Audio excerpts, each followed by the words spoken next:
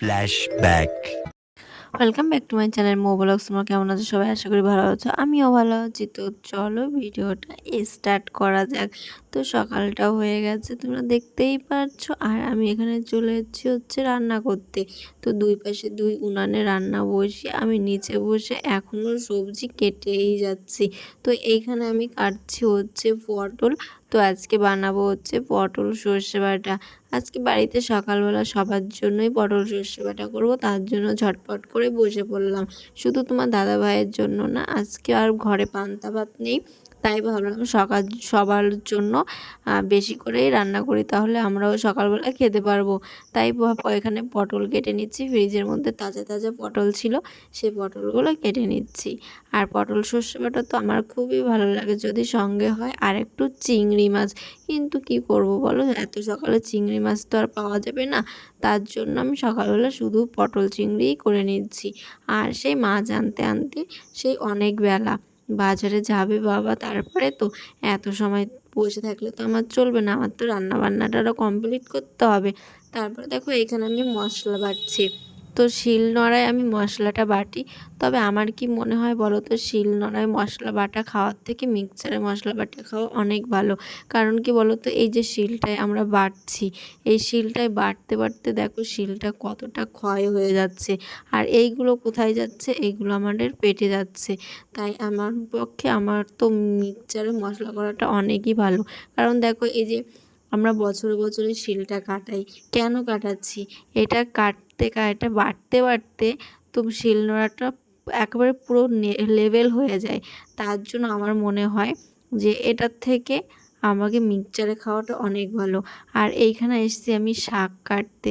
এই শাকগুলো কি খেতে খুবই ভালো লাগে আমার, লাল ডাঁটা শাক ভীষণ ভালো খেতে। এটা খেলে কিন্তু অনেক উপকার আছে। এটা চুলের পক্ষে কিন্তু ভীষণ ভালো। এর মধ্যে ক্যালসিয়াম থাকে, প্রোটিন থাকে, ফ্যাট থাকে, খনিজ পদার্থ থাকে।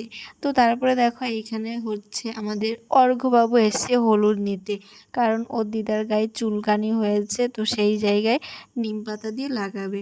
তো এই হলুদেও কিন্তু ভীষণ পরিমাণে প্রোটিন আছে, যেরকম ব্রণর দাগ হয় না, উজ্জ্বল ত্বক হয়, মসৃণ। তারপর হজম শক্তি বাড়ায় যদি তুমি একটু সকালবেলা খালি পেটে হলুদ খেতে পারো। আর এইখানে দিদিমা দেখো ফার্স্ট টাইম আমাদের বাড়িতে এই যে পুজো দিচ্ছে, কারণ উনি পুজো দেওয়ার সময় পায় না, মাই বেশি পুজো দেয়। আর এখন যাওয়া হচ্ছে রান্না করতে, তোমাদের দেখিয়েছি যে ভাতটা বসিয়ে গেছিলাম, তো এখন হচ্ছে যাব রান্না করতে।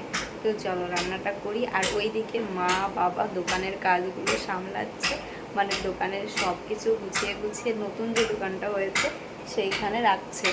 তো চলো তোমাদের সব কিছু দেখিয়ে দেবো। তো এখন আপাতত রান্না করতে চাই। এখানে আমি স্নান টেনান করে টোরে রান্না করতে চলে এসেছি। আর এখন মাখছি হচ্ছে মাছ পাতায়।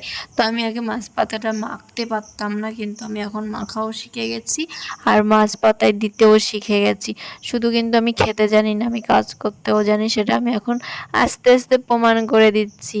আর এইখানে দেখো মাছ পাতাটা আমার প্রায় মাখা হয়ে গেছে। এটা মাখছি হচ্ছে দিদিমারটা, আমাদের তা কিন্তু মেখে টেখে আমি গ্যাসে বসিয়েও দিয়েছি।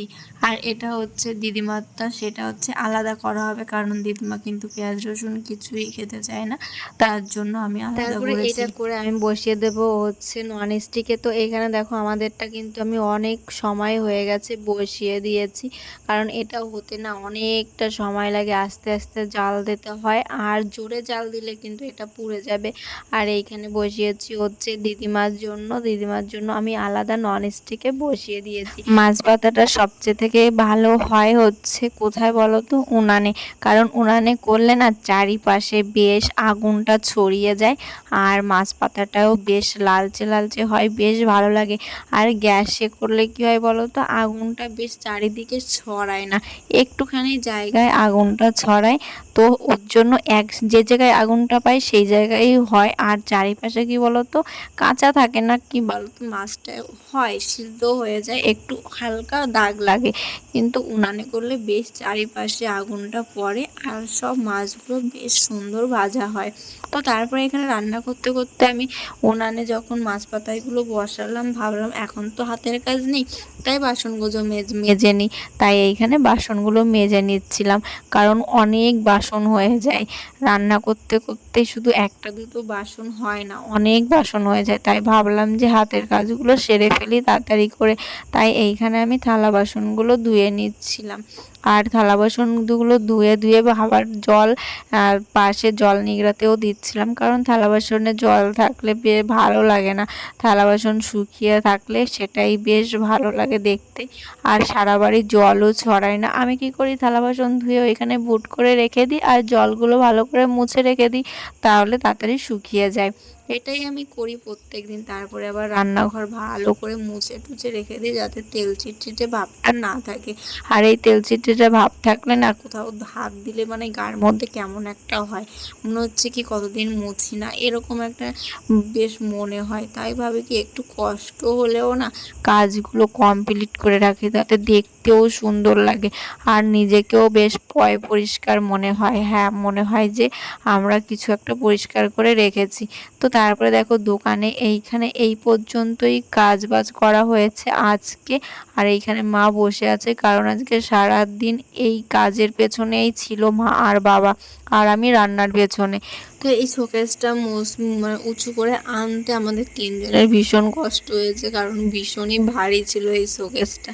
তো চলো গাইজ, ভিডিওটা আর বড় করছি না। ভিডিওটা যদি ভালো লাগে like comment share and subscribe করে দিও। যারা ফেসবুক থেকে দেখছো তারা ফলো করে নিও, আর নেক্সট ভিডিওর জন্য অপেক্ষা করো। আর যারা এখনো পর্যন্ত আমার চ্যানেলটিকে সাবস্ক্রাইব করেনি, সাবস্ক্রাইব করে